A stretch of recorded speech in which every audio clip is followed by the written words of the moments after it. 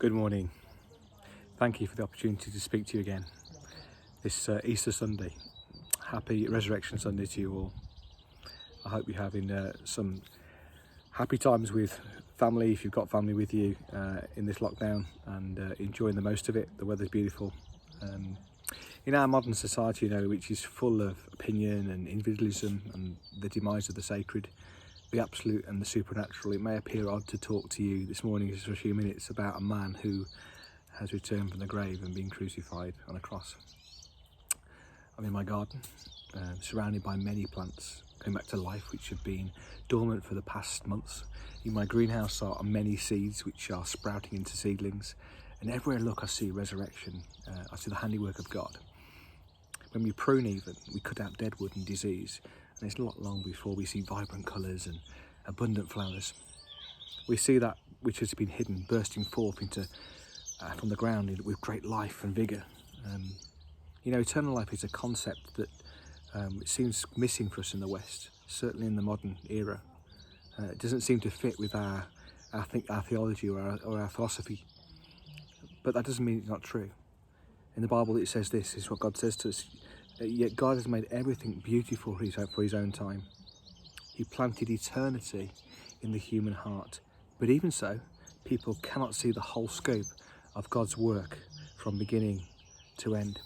There is something in all of us, there's something longing for more, there's something longing for eternity. I guess that's why we all want to live longer lives. It's all we want, to be healthy, because we don't want to die. We want to be there forever, and this eternity, this part of God's character to us of eternity has been put in our hearts. But many would deny the resurrection. Many would deny the fact that Jesus died. But I don't know if you know this, but the wonderful truth is that within 100 years or less of Jesus dying and rising from the dead, Christianity had spread like wildfire across Europe and many parts of the world, known well of the day. In such a short time, amongst persecution, amongst great suffering the church faced from the Caesars that were in power, and mainly because they believed in the resurrection. What compelled them to believe that if it wasn't true? And most believers would not rely purely on passed down information, but on their own personal transformation story through Jesus Christ. The resurrection of Jesus means there is hope for the future, because a man who is also God has overcome the power of death and is alive and remains alive and lives through his spirit in anyone who calls him. It means that because he lives and he's with God, we also, when we leave this world, even though we die, can be resurrected and be with God for eternity. Just like any plant that dies and produces seed, which comes out of the ground and brings a new body with it, and it continues to live in a different form.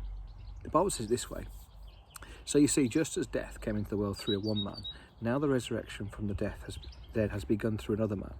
Just as everyone dies because we all belong to Adam, everyone who belongs to Christ will be given a new life. But there is an order to his resurrection. Christ was raised to be first of the harvest. Then all who belong to Christ will be raised when he comes back. This Easter morning, just stop and think, as we have time to reflect during this time of lockdown. What is true? What is real? What have we ignored? Is there really a God who loves me so much? Is there more to this world? Mine and millions like me all over the world have experienced that because Jesus rose from the dead, if my trust is in Jesus, we also will experience the resurrection for ourselves. And the Bible says, the first that some of you may know of, for God so loved the world, that he gave us his one and only Son, that whoever believes in him will not perish, but have eternal life. Have a very happy Easter. God bless you all.